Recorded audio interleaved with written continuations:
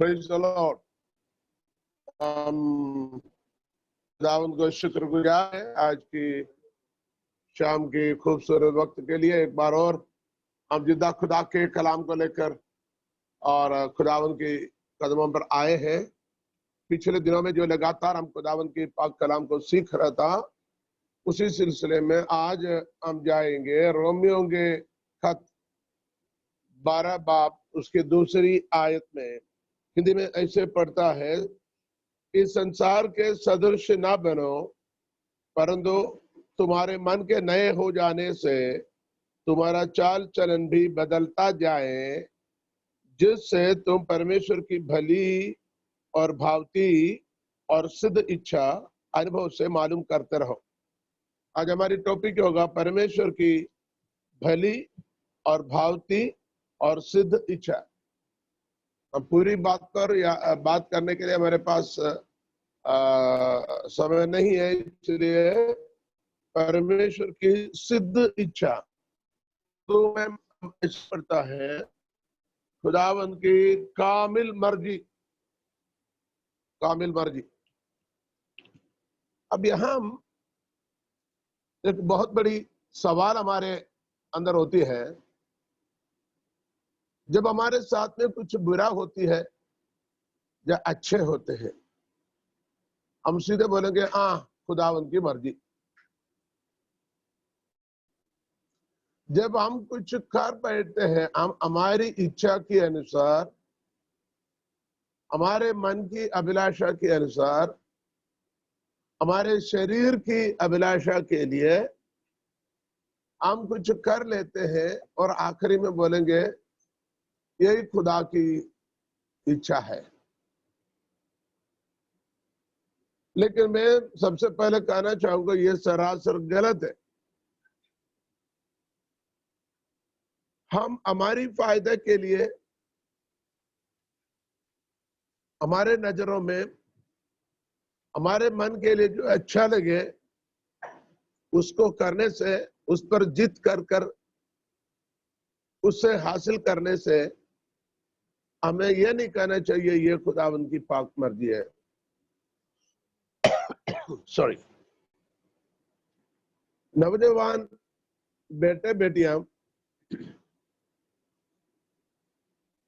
शादी की बात करते हैं, अपने अपने पसंद के लड़का और लड़की चुन लेते हैं, अपने साथ में पढ़े हो या अपने फ्रेंड्स में से हो। कुछ दिनों सालों से चलते फिरते उनका मन बन जाता है और वो चाहता है हम इससे शादी करना चाहिए। तो आखिरी में घर में बोलेंगे, रिश्तेदार को बोलेंगे, चर्च में बोलेंगे यही खुदा की मर्जी है।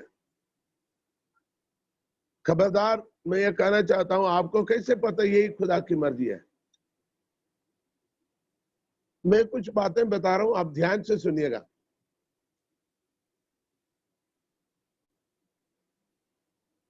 कामिल मर्जी अर्थात सिद्ध इच्छा। सिद्ध इच्छा की अर्थ यह होता है परिपूर्ण इच्छा। परिपूर्ण इच्छा की विरुद्धार्थ अपूर्ण इच्छा होता है।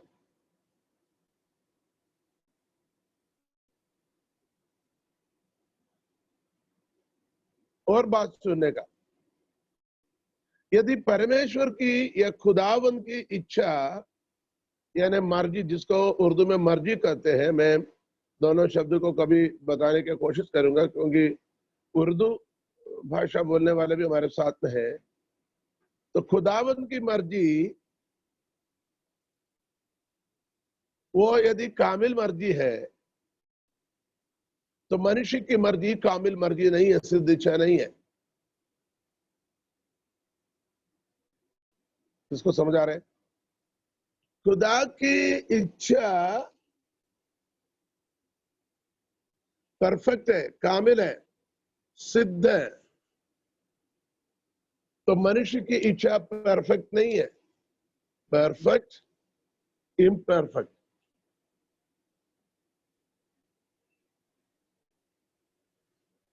सो ध्यान से सुनिएगा, हम हमारे लिए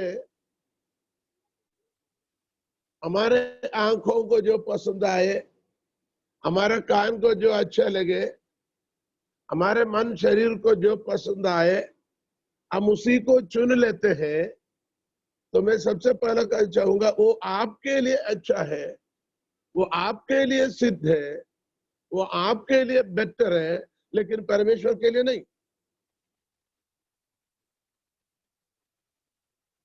ये सबसे बड़ी एक समस्या मसीह जगत पर चल रहा है।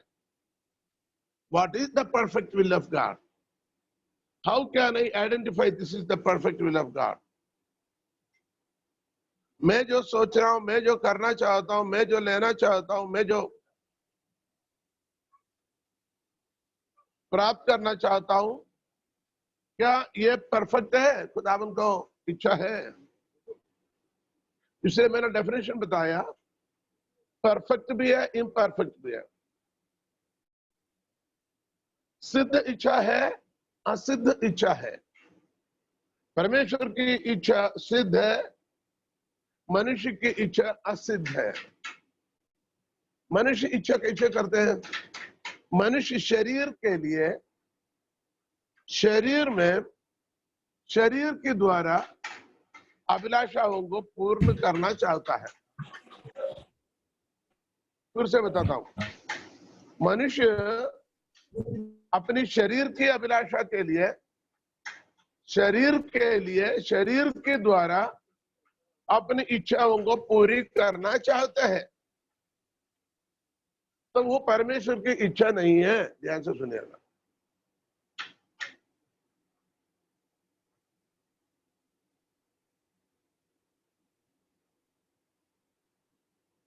तो फिर कैसे पता लगेगा? हम उसी पर बात लेके आ रहे। हम इसी सिलसिले में कुछ उदाहरण परमेश्वर के वचन से हम सीखेंगे, है ना। हर सृष्टि के पीछे परमेश्वर की एक इच्छा होती है, खासकर मानव जाति के, मनुष्य के प्रति परमेश्वर की इच्छा होती है। उसी इच्छा पर मनुष्य को कार्य करना चाहिए। किसी मशीन वो बनाने वाले की इच्छा पर कार्य करता है, ठीक उसी तरीके से परमेश्वर के द्वारा बनाए हुए हम परमेश्वर की इच्छा पर कार्य करना है, जिसको सिद्ध इच्छा कहते हैं, जिसको सिद्ध इच्छा कहते हैं। यदि हम परमेश्वर की इच्छा पर कार्य नहीं कर पाता है, या उस वस्तु परमेश्वर की इच्छा पर कार्य नहीं करता है, तो वो परफेक्ट विल नहीं है। जैसे गाड़ी चलाते हैं, जिस गाड़ी को राइट हैंड में जाना चाहिए, वो घुमाते वक्त वो राइट में नहीं जा रहे, वो लेफ्ट में जाएगा, तो that is not the perfect will of that master. वो स्वामी की परफेक्ट विल नहीं है। तो आपको समझ में आ गया, परफेक्ट विल जिन्होंने जिस चीज को जिस उद्देश्य से बनाया, उसके अनुसार जब कार्य करेगा, उसको कहता सिद्ध इच्छा। तो मनुष्य की सृष्टि पर परमेश्वर की सिद्ध इच्छा है, उसे हमें मालूम करना है, हमें उसी पर बने रहना है, और परमेश्वर की इच्छा को हमें पूरी करना है। लेकिन अभी होता क्या है? दुनिया के अंदर मानव जाति मनुष्य की इच्छा के लिए कार्य करता है, मनुष्य की इच्छा को पूरी करता है, मनुष्य की अभिलाषा को पूरे करने की हट लगे हुए हैं, और आखिरी में लाकर प्रभु के सिर पर रख देते, बोले प्रभु की यही इच्छा थी।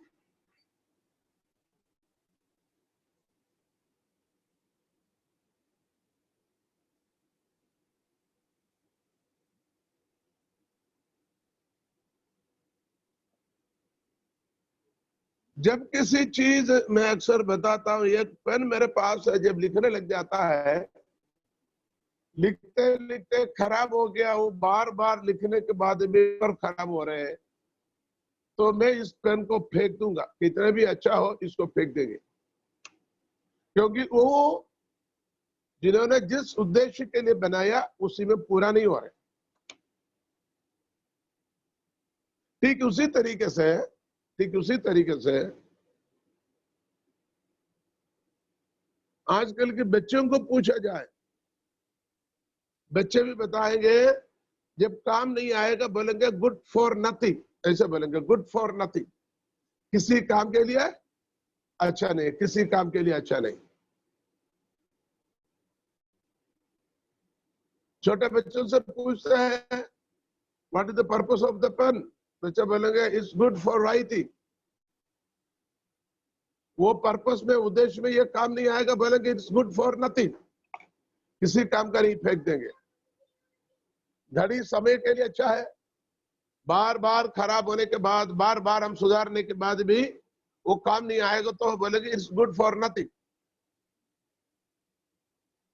हमारे पास पुरानी रेडियो, पुराने वीसीआर, पुरानी सीडी प्लेयर, पुराने कैसेटे, पुराने वीसीडी, हम इतने सारे हम देखेंगे, आजकल बोलेंगे गुड फॉर नथिंग। वो एक जमाने पर ठीक था। तो हम खुदावंद की मर्जी के लिए अपने आप को समर्पित करना, अपनी मर्जी नहीं। उदाहरण, खुदावंद यीशु मसीह जब गतसमना के बगीचे में प्रार्थना के लिए गए, वहां पिता बाप से प्रार्थना किया, हो सके तो ये प्याला मुझसे टाल दिया जाए। तुरंत खुदावंद यीशु मसीह ने उस कहने को बदल दिया, खुदा ऐसे नहीं, मेरी नहीं, तेरी मर्जी पूरी हो जाए, मेरी नहीं, तेरी मर्जी पूरी हो जाए। अब ये बहुत बड़ी एक समस्या है हमारे मसीही लोगों के बीच में। इस प्रकार की स्टेटमेंट, कहावत या निर्णय कभी आता नहीं। वो क्या करते हैं मालूम है? उपवास रखने के कारण क्या है, प्रार्थना में बैठने के कारण क्या है, उपवास के दिन बढ़ते बढ़ते जाते, खाना नहीं खा रहे, घुटने पर बैठा है, आंसू बहा रहे, प्रार्थना कर रहे, किस लिए बताइए? किस लिए? इसलिए प्रार्थना कर रहे, प्रभु जी मैंने जो कुछ बातें तेरे सामने रखा है, किसी भी हालत में उस बात को पूरा करके देना ही होगा। ये नहीं पूछता खुदा ये आपकी मर्जी है, वो जमीन मुझे खरीदना वो आपकी मर्जी है, वो घर मुझे खरीदना क्या आपकी मर्जी है, ऐसा वाला गाड़ी मुझे चाहिए क्या परमेश्वर की मर्जी है, मुझे वो चीजें खरीद के लाना ये परमेश्वर की मर्जी है, मुझे वो ही लड़की से शादी करना है क्या परमेश्वर की मर्जी है, मैं शादी करूं वही लड़के से करूं, नहीं तो मैं नहीं करूं, क्या परमेश्वर की मर्जी है? ये सबसे बड़ी प्रॉब्लम है। मनुष्य की इच्छाओं को आंसू बहाकर, चीखना चिल्लाना कर कर, सीने में मारकर, उपवास बैठकर प्रभु को मनवाते हैं, प्रभु इसको करना ही होगा, किसी भी हालत में करना ही होगा।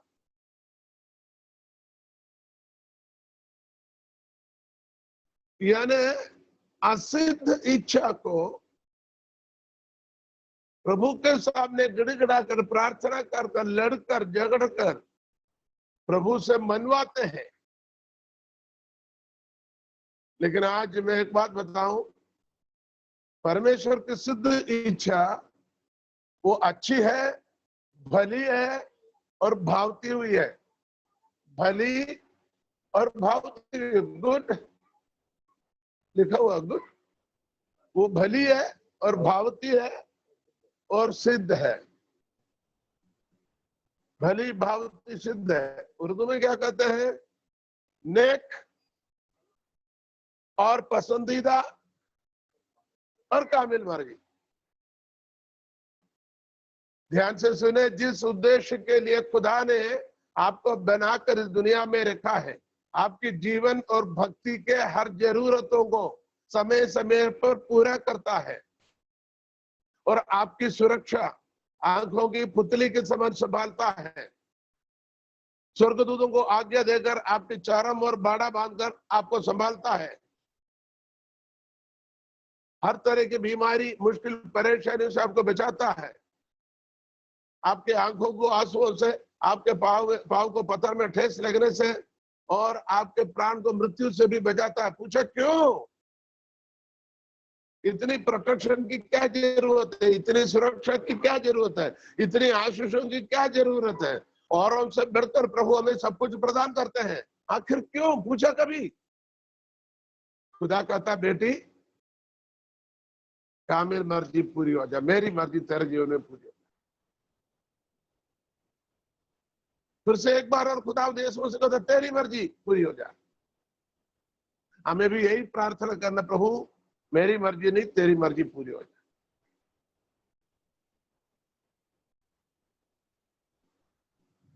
मनुष्य जितने भी जो मर्जी करते हैं, मर्जी के लिए लड़ते हैं, वो अपने शरीर में करते हैं, शरीर के द्वारा करते हैं और शरीर के लिए करते हैं।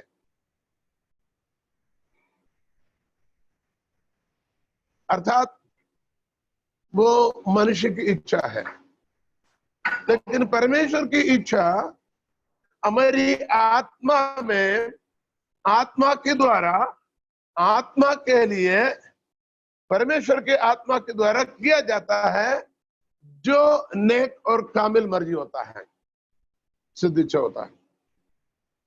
ठीक है, मैं इसको बार बार बोलने से शायद आपको और समझने के लिए मैं एक उदाहरण बताता हूं जो हम सबको मालूम है। उत्पत्ति के पुस्तक में पहले अध्याय में परमेश्वर ने आदम और हवा को बनाकर आदम के बगीचे में रखा, बोले खेती करना है और इसकी हिफाजत करना, सुरक्षित रखना है।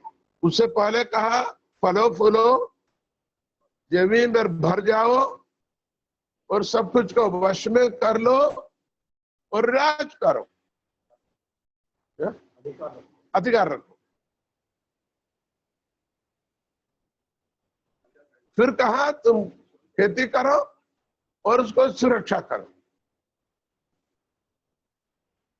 परमेश्वर की वचन पर, आज्ञा पर बने ना रहने की वजह से आदम हवा ने और कुछ कर बैठा, और कुछ कर बैठा। क्या कर बैठा? बाइबल भाषा में नाफरमानी, पाप कर बैठा है, पाप कर बैठा है। तो सवाल यही है, आदम ने जो कर बैठा क्या परमेश्वर की इच्छा थी? आदम ने जो किया है क्या वो परमेश्वर की कामिल मर्जी थे, खुदा की कामिल मर्जी थे? कभी नहीं। मैं बताऊं, आदम ने जो कर बैठा है वो इबलीस की अर्थात शैतान की मर्जी था। तो आपको ये बात अभी समझ आए होंगे, जो परमेश्वर की मर्जी हम ना करते हुए हमारे हठीले मन के द्वारा, हम जो हमारी स्वार्थता के लिए, हमारी व्यक्तिगत लाभ के लिए, हमारे व्यक्तिगत अभिलाषा के लिए जो कुछ भी कर बैठता है वो परमेश्वर की मर्जी नहीं बल्कि शैतान की मर्जी है। स्वयं की मर्जी, शैतान की मर्जी।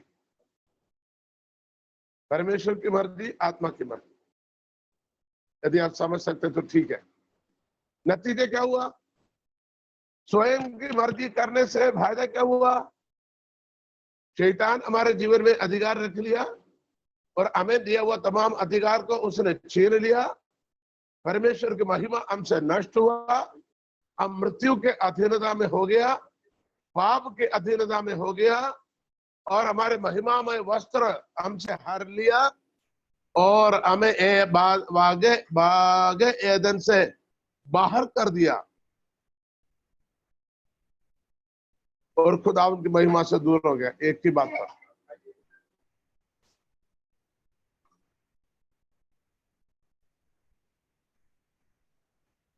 तो ये एक छोटी सी उदाहरण है। एक और उदाहरण बताता हूं। 4 अध्याय में कायन और आबेल दोनों भेंट लेके आ गए। छोटा भाई हाबिल की भेंट खुदावंद की मर्जी थी, खुदावंद ने उसको कबूल किया। बड़े भाई का भेंट या बड़े भाई वो खुदा की मर्जी में नहीं थे, खुदावंद की सिद्ध इच्छा में नहीं थे। इस वजह से नतीजे क्या हुआ, उसकी भेंट को ग्रहण नहीं किया और उस पर गुस्सा आ गया। उसने अपने भाई को हत्या किया और श्राप का कारण बना है। तो परमेश्वर के वचन को, जिंदा कलाम को सुनने वाले, सीखने वाले तमाम लोगों से हम सर्वप्रथम ये बात करना चाहता है, हमारे जीवन में हमारी मर्जी नहीं बल्कि हमारी सृष्टिकर्ता की मर्जी को पूरी होना है। जैसे मैंने कहा, ड्राइव करने वाले व्यक्ति की इच्छा कैसी होती है वैसे उस गाड़ी घूमती है, वैसे ही हमें सृष्टि करने वाले परमेश्वर की इच्छा पर हमें मूव होना है, आगे बढ़ना है। नहीं तो उसके नतीजे बहुत बुरी होगा, बहुत बुरी होगा। दो उदाहरण मैंने बताया, एक आदम का और एक कायन का। और बहुत सारे उदाहरण है। वजन में हम जाएंगे, ठीक है। उत्पत्ति के पुस्तक पैदाइश 12 बाप 10 आयत, 12 के 10, उत्पत्ति 12 के 10, पैदाइश 12 बाप उसके 10वीं आयत। उस देश में अकाल पड़ा, सही है, इसलिए अब्राम मिस्र देश को चला गया कि वहां परदेश रहे, क्योंकि देश में भयंकर अकाल पड़ा था। फिर ऐसा हुआ कि मिस्र देश के निकट पहुंचकर उसने अपनी पत्नी सारे से कहा, सुन, मुझे मालूम है कि तू एक सुंदर स्त्री है, और जब मिस्री तुझे देखेंगे तब कहेंगे। बस इधर देखिए, यहाँ पर अब्राहम मिस्र की ओर चले गए। कारण क्या है? 12 के 10 में कहते हैं अकाल हुआ, देश में अकाल। समझ लीजिए, देश में अकाल की वजह से लॉकडाउन हुआ, कोई चीजें नहीं, खाने पीने के लिए चीज नहीं, ना पानी है, जानवरों के लिए घास नहीं, पानी नहीं, चारा नहीं, आदमियों के लिए खाने पीने के लिए कुछ नहीं। अब्राहम के साथ अपने परिवार है, अपने नौकर चाकर भी है। तो देश में अकाल पड़ा हुआ है, बड़ी समस्या है, कोई आमदनी नहीं, कोई चारा नहीं, कोई खाने का नहीं, कोई फसल नहीं। सोचा यहाँ पड़े पड़े हम मर जाएंगे। तो पता लगा नदी के उस पार मिस्र देश में अच्छी फसलें हैं, अनाज है, खाने पीने की चीजें हैं, फल फ्रूट मिल रहे हैं और जानवरों के लिए भी सब कुछ वहां मिल जाता है। तो चलिए हम वहां चले जाते। अब आपको बताना, क्या ये परमेश्वर की इच्छा है या अब्राहम की इच्छा है? वचन ये सिखाता है ये अब्राहम की इच्छा थी। आप बोलेंगे क्यों? लिखा हुआ इधर अकाल पड़े थे, अकाल पड़े हुए देश में खड़े रहता तो पूरे यही मर जाते थे। अच्छा हुआ ना उस पार गए, कम से कम वो जीवित रहा। लेकिन वचन कहता है नहीं, गलती हो गया। क्या गलती हो गया?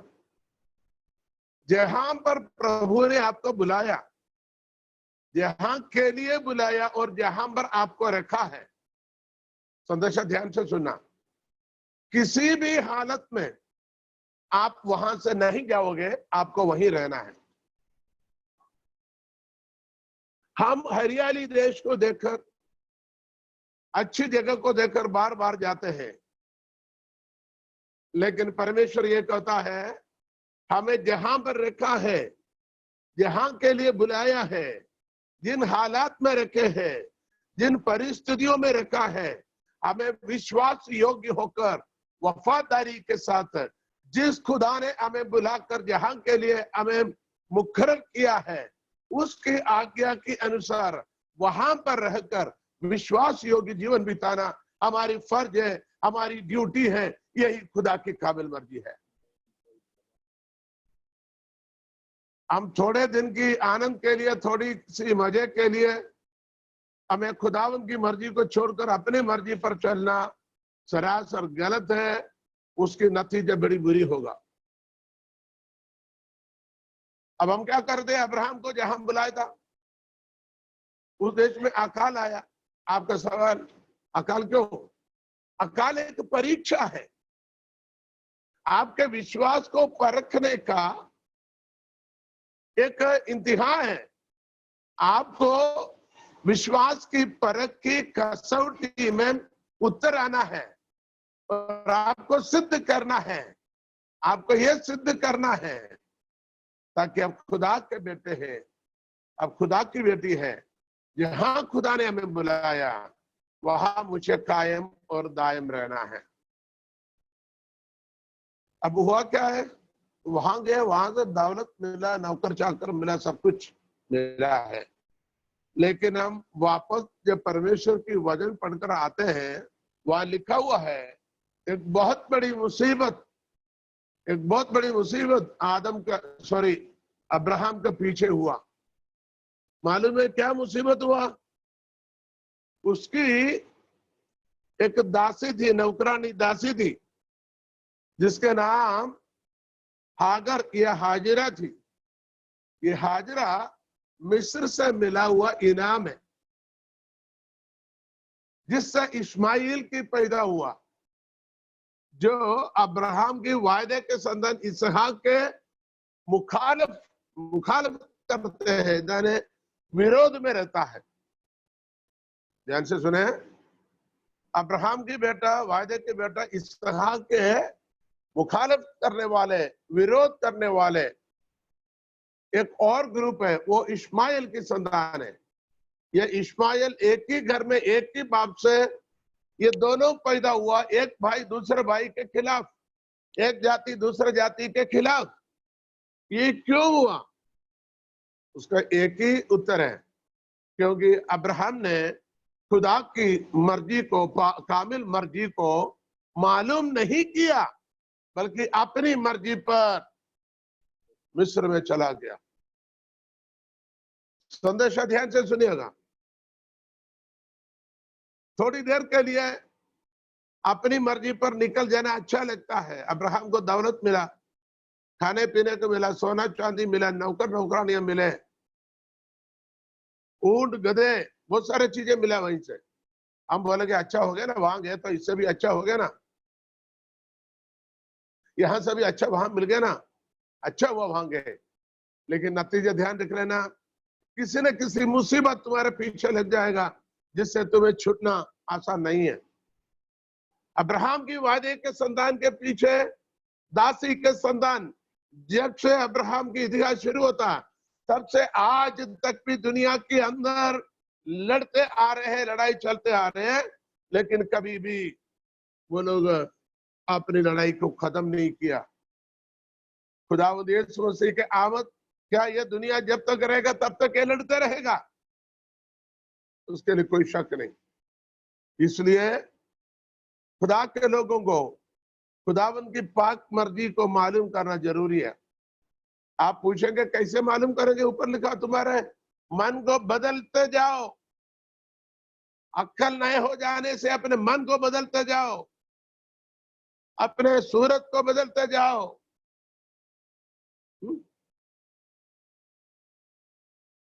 और इस जहां के हम शक्ल ना बनो, बल्कि अक्ल नहीं हो जाने से अपनी सूरत बदलते जाओ।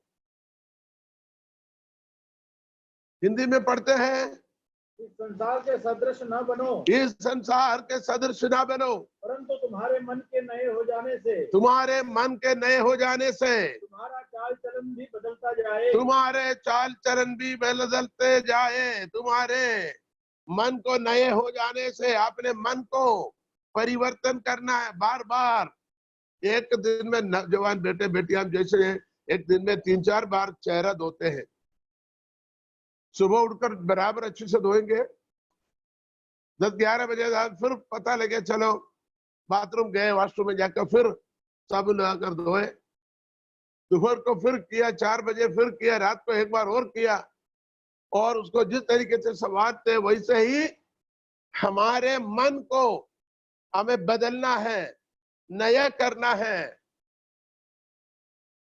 ताकि परमेश्वर की मर्जी को मालूम करने के लिए मन को साफ रखना है।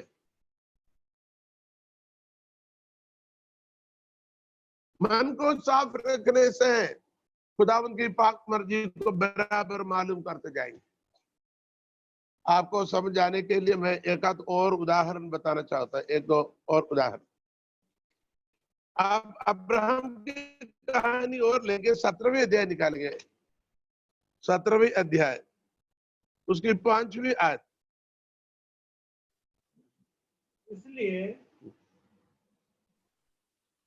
इसलिए अब से तेरा नाम अब्राम ना होगा रहेगा, परंतु तेरा नाम अब्राहम होगा, क्योंकि मैंने तुझे जातियों के समूह का मूल पिता ठहरा दिया है। मैं तुझे अत्यंत फलवंत करूंगा और तुझको जाति जाति का मूल बना दूंगा। देखिए, बहुत बड़ी वादा खुदावंद ने दिया। कौन सी आयत पढ़ा आपने? 17 का 5 और 6। खुदावंद कहता मैं तुझे बरकत दूंगा। आप माइक्रोफोन बंद कर देना। खुदावंद कहता है मैं तुझे बरकत दूंगा और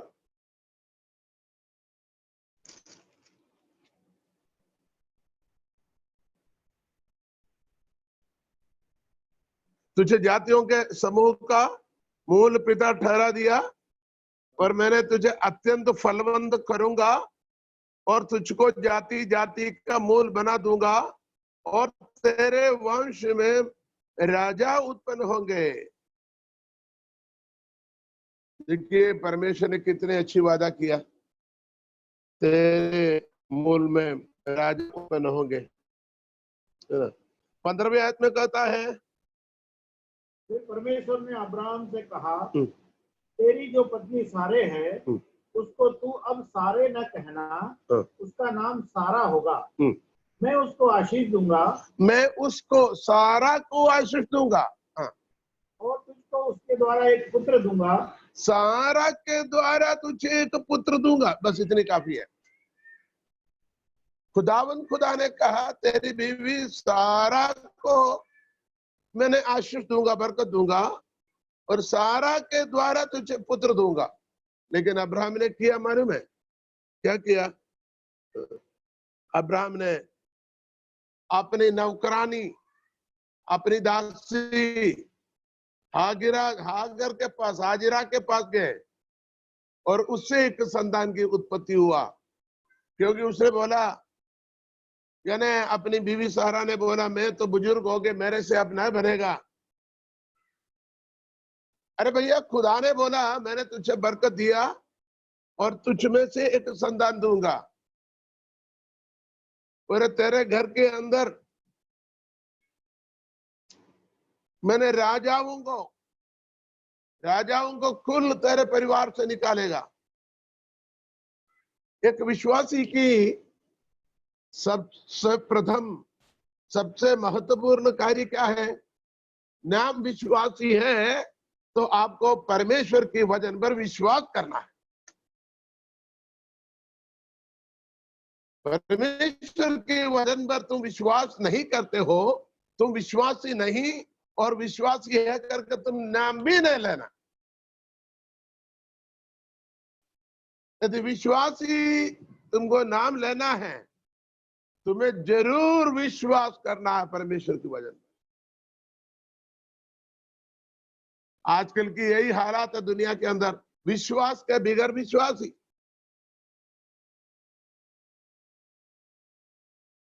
विश्वास के बिगैर विश्वासी, मसीहत के बिगैर मसीही। मसीहत नहीं है, नाम से मसीह है। यीशु नहीं है, नाम से ईसाई है। विश्वास नहीं है लेकिन विश्वासी है। ये आजकल की आत्मिक जगत की सबसे बड़ी पाप है। तो हमें ध्यान रखना, मैं विश्वासी हूं, हमारे अंदर विश्वास होना किसी भी हालत में, चाहे पूरी दुनिया बदल जाए, चाहे दुनिया दूसरा पक्ष में जाए, आपके साथ कोई नहीं हो, तब भी आपको ये बोलना नहीं, मैं तो विश्वास करता हूं, मैं तो विश्वास करती हूं, तो मेरे साथ रहेगा। दानियल का विश्वास क्या था? पूरे देश एक साइड हो गया, दानियल अकेला एक तरफ। राजा ने कानून बनाया, जो कोई राजा के आज्ञा की उल्लंघन करेगा उसको भूख के शेर की गुफा में डाल दिया जाएगा। आदेश निकाल दिया और तमाम लोग राजा के पक्ष में। दानियल अकेला खड़ा होकर कहा और प्रार्थना करने लगे, बोले कुछ भी हो जाए, चाहे मुझे शहर की गुफा में जाना पड़े, लेकिन मैं परमेश्वर की वचन पर बने रहूंगा। मालूम है नतीजे क्या हुआ? एक व्यक्ति के लिए पूरा देश के नियम बदला, एक रात को एक नया आदेश निकाला। क्या आदेश था? दानियल की परमेश्वर से सभी लोग प्रार्थना करेंगे। जो भी लोग प्रार्थना करेगा देश के लोग, दानियल के परमेश्वर से करेंगे। दानियल ने कौन सा काम किया? कुछ नहीं किया, वो अपने विश्वास में बने रहा। मित्रों, आज मैं कहता हूं, आपके साथ हजारों लोग नहीं होगा, आपके साथ प्रशासन के लोग नहीं होगा, अधिकारी लोग नहीं होगा, विश्वासी नहीं होंगे, पादरी नहीं होंगे, आपके कुल के लोग नहीं होंगे, परिवार के लोग नहीं होंगे, लेकिन आपके साथ विश्वास है तो आपके साथ परमेश्वर खड़ा रहेगा। क्योंकि परमेश्वर रोमियो की पत्री इब्रानियों के पत्री 12 अध्याय उसकी 2 आयत में कहते हैं, विश्वास की करता सिद्ध करने वाला यीशु मसीह की ओर ताकत है। आप विश्वास के लिए स्थिर रहोगे, जान देने के लिए तैयार रहोगे, जरूर परमेश्वर आपके विश्वास के लिए गवाह होने के लिए स्वर्ग से उतर आएगा और आपको विश्वास में मजबूत करेगा। चाहे आपके परिवार के लोग आपके साथ नहीं हो, चाहे आपके कुटुंब के लोग आपके खिलाफ बनेंगे, सामने का दांत से हंसेगा, पीठ पीछे दबाएगा और आपके पीछे हंसी मजाक करेगा, लेकिन ध्यान रखिए परमेश्वर जीवित और सच्चा और आदिल है। विश्वास रखिए, तुम परमेश्वर की महिमा को जरूर देखेगा। हालेलुया। नतीजा क्या हुआ अब्राहम के साथ? मैंने पहले कहा था, वही नतीजा हुआ। इस्माइल पैदा हुआ, मालूम है उसका भी 12 संतान हुआ, इस्माइल का भी 12 संतान है।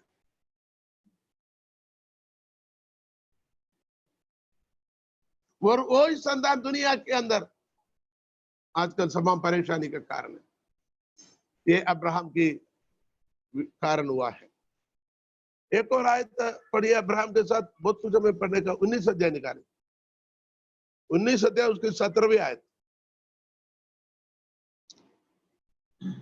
और ऐसा हुआ कि जब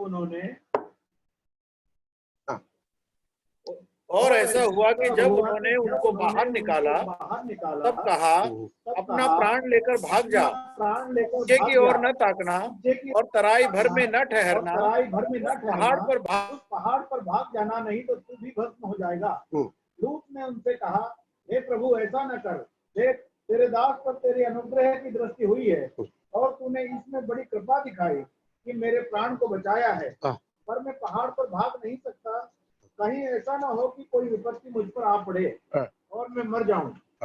देख, वह नगर ऐसा निकट है कि मैं वहां भाग सकता हूं और वह छोटा भी है, मुझे वहीं भाग जाने दे। क्या वह नगर छोटा नहीं है और मेरा प्राण बच जाएगा?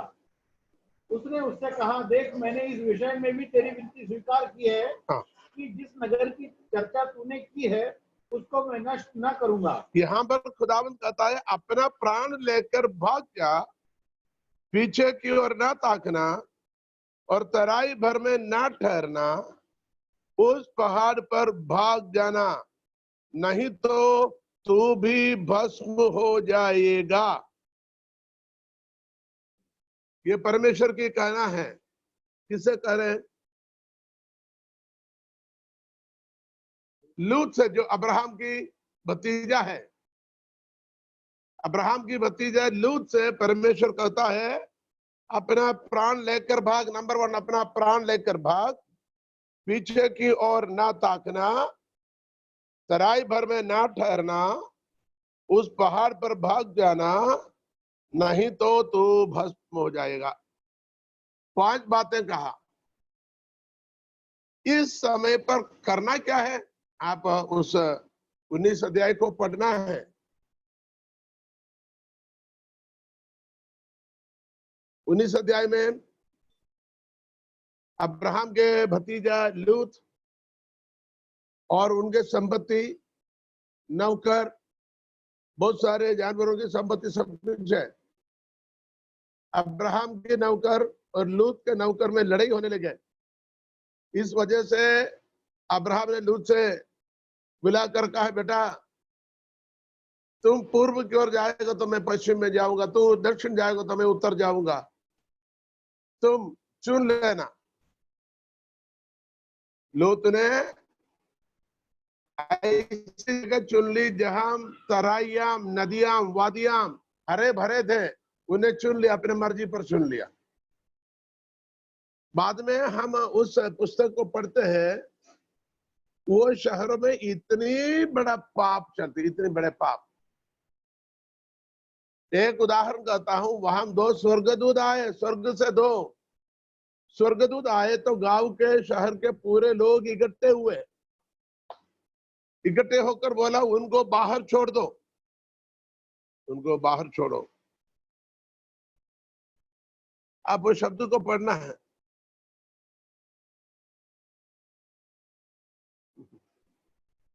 उधर उधर 19 की 5 आयत, 4 आयत पढ़िए। 4 और 5, 19 की 4 और सो जाने के पहले सदोम नगर के पुरुषों ने जवानों से लेकर बूढ़ों तक तुरंत चारों ओर के सब लोगों ने आकर उस घर को घेर लिया। जवानों से लेकर बूढ़ों तक, यहाँ दूसरी परिभाषा में बच्चों से लेकर बूढ़े तक, ऐसा बच्चों से लेकर बूढ़े तक इकट्ठा हुआ, एक ही बात के लिए सहमत हुआ और उस घर को घेर लिया। और उसने क्या बोला 5वीं आयत में? और लूत को पुकार कर कहने लगे, जो पुरुष आज रात को तेरे पास आए हैं, वे कहाँ हैं? उनको हमारे पास बाहर ले आ कि हम उनसे भोग करें। ताकि उन स्वर्गदूतों से बच्चे से लेकर बूढ़े तक के लोग भोग करना चाहता है। भोग का मतलब आपको समझ आए होंगे, अधार्मिकता के कार्य करना चाहता है। मर्द से मर्द, मर्द के साथ मर्द शारीरिक संबंध करना चाहता, कर्म करना चाहता है। बाप रे बाप। यहां पर बाकी घटना मालूम है।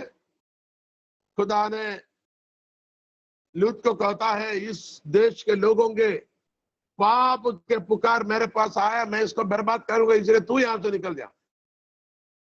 अब्राहम को स्मरण कर कर लूत को छुड़ाना चाहता, लेकिन लूत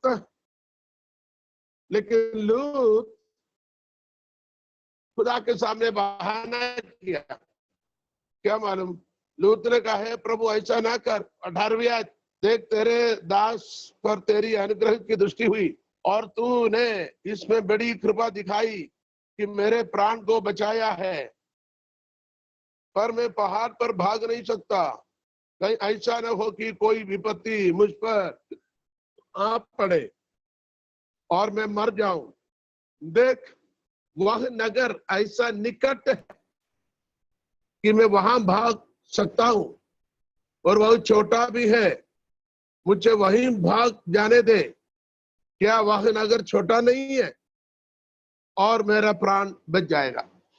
संक्षिप्त में खुदा ने कहा तू यहां नहीं रुकना, पीछे की ओर ना मुड़ना, आसपास में कहीं ना रुकना, उस पहाड़ में चले जाना, नहीं तो तू बहुत हो जाएगा। लूत एकदम उसके ऑपोजिट में अपनी मर्जी बता रहे। परमेश्वर की मर्जी क्या है और मन की मर्जी क्या है? परमेश्वर की इच्छा क्या है, लूत की इच्छा क्या है? लूत ने बोला मैं दूर तो नहीं जा पाएगा, मैं पास वाला गांव में जाऊं। उसने आखिरी परमेश्वर को बोलकर फुसला कर पास वाला गांव में गया। नतीजा क्या हुआ मालूम है आपको? वचन सीखने वालों के लिए आपको 19 अध्याय आज रात को सोने से पहले पढ़कर सोना। उस पास वाले गांव में ऐसे सिस्टम था, अधार्मिकता, कुकर्म इतना बढ़ गए। आखिर में क्या हुआ मालूम है? आखिर में लूत के साथ अपनी दोनों जवान बेटियां पिता के साथ सोए और दोनों ने एक एक बच्चे को गर्भधारण किया और 2 जाति पैदा हुआ, एक मोवाबी, दूसरा अमोनी। ऐसे क्यों हुआ? पूछ सकते ऐसे क्यों हुआ? क्योंकि परमेश्वर ने कहा तो आसपास यहां नहीं रुकना, क्योंकि यहाँ के लोग इतने पापमय हो गए, तो आसपास में भी नहीं रुकना, क्योंकि आसपास के लोग उसी तरीके के पाप में हैं। कहा तो दूर दौड़ कर जाना, भाग कर जाना, आसपास में नहीं रुकना। लेकिन लूत ने प्रभु को फुसला कर बोला मैं पास वाला गांव में जाऊं।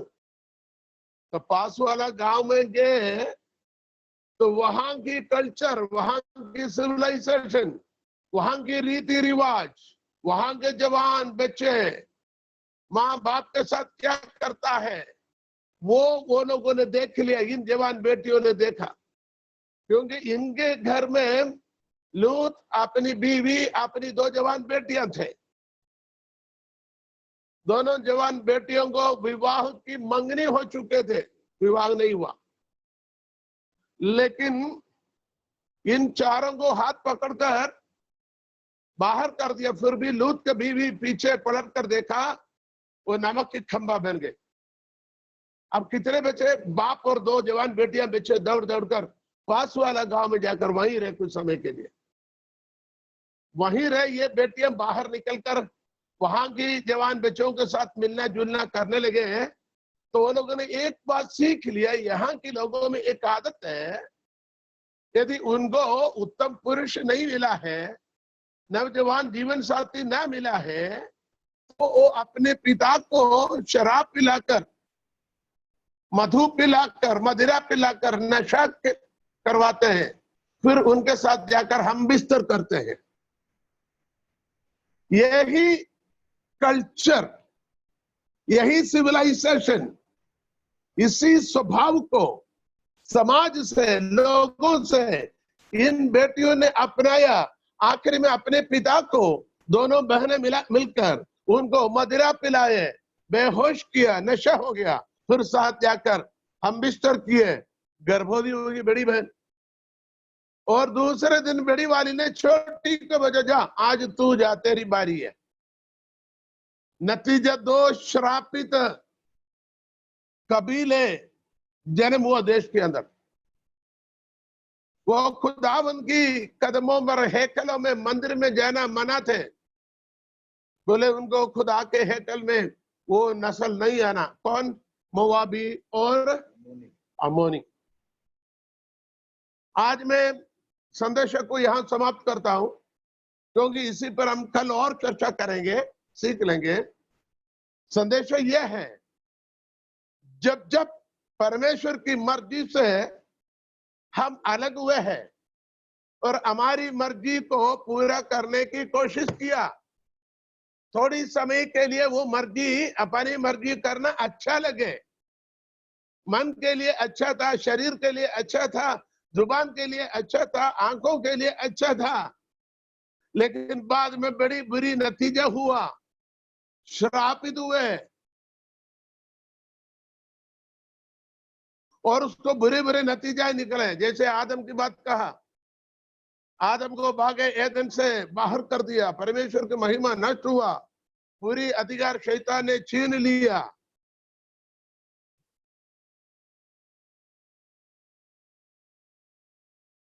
अब्राहम के बारे में हमने सुना, हाजिरा आ गई, अपने पत्नी साराई के ऊपर जो वायदा थे परमेश्वर, उसको उसने उठाकर अपनी नौकरानी पर गए। नतीजे क्या है? एक ही घर के अंदर दो दुश्मन बन गए, दो जाति बन गए। तीसरी बात क्या अभी हमने देखा, लूत के जीवन में, अब्राहम के जो भतीजा थे उसके जीवन में भी यही ऐसे बात हुआ, ताकि परमेश्वर की बात को ना मानने से, अपनी मर्जी को परमेश्वर से बोलकर फुसला कर करने से हुआ क्या है, दो श्रापित जाति पैदा हुआ जो दुनिया में और कहीं हमने देखा नहीं। तो आज संदेश यहाँ समाप्त करने से पहले मैं आपको सचेत करूंगा, जो भी बात हम करने से पहले खुदावंद की मर्जी है या नहीं, खुदावंद की कामिल मर्जी है या नहीं। ये नहीं बोले मेरे बीवी का वो मर्जी है, या मेरे मियाँ की मर्जी है, ये मेरे बच्चे की मर्जी है, ये मेरे बहू की मर्जी है, ये मेरे दामाद की मर्जी है, ये मेरे पासमान की मर्जी है, ये मेरे कलीसिया की मर्जी है, ये मेरे चाचू की मर्जी है, ये मेरी चाची की मर्जी है। इस प्रकार बहाना ना करें, बहुत बहुत बहुत बुरी नतीजा होगा। इसलिए जब भी हो, किसी कदम उठाने से पहले 2-3 बार अपने आप को जांच ले और खुदा से पूछ ले, खुदा यह तेरी मर्जी है या नहीं।